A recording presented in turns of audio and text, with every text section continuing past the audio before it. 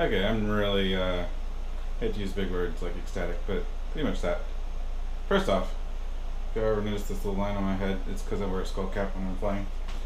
But this, I just made some updates to it. Let's see if I can get it in a spot where you can actually see the thing. See those little antennas poking out right there? Those are TBS tracer antennas, UFL antennas. They come for 2.4 gigahertz. I trimmed the ends to like around 13 mil. I think one's like 16 mil, and then the other one's like 13 mil. But anyways, close enough for 5.8 gigahertz. Sorry about that.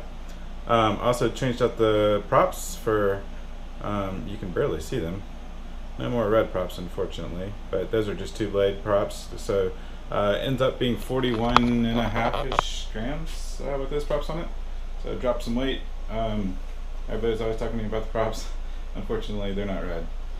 We'll be looking out for some red ones that are that light. But I mean, the red ones worked fine too. I crashed and needed to change them out, and I had these two blades coming in, so I just went ahead and popped them on there for this flight. But takes me a while to get to the point. I just went all the way around the loop with this little 75mm O3 drone. So yeah, that's pretty cool, huh? Anyways, that flight is coming up. It did fine. Probably won't narrate that one. Not much to see except that it goes all the way around nice and perfectly. Doesn't get much better than that. Alright, so I decided to talk to this one anyways. There's a couple things I wanted to mention about this video. First off, it's really windy. You can see it's kind of cloudy. So the drone is having a bit of a time fighting through all this wind.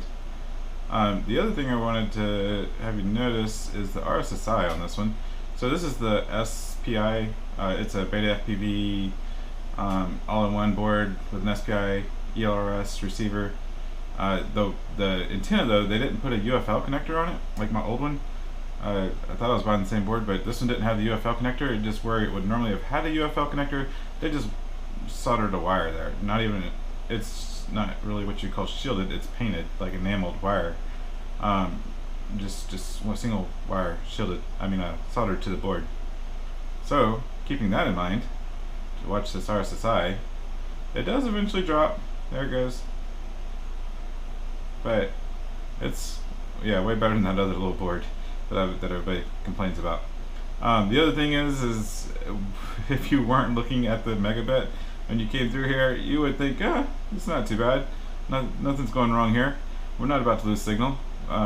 Just because you get a little bit of pixelation, and especially like right there at the road, you see the pixelation there. But other than that, you just hardly even notice compared to like the old V1, V2 system.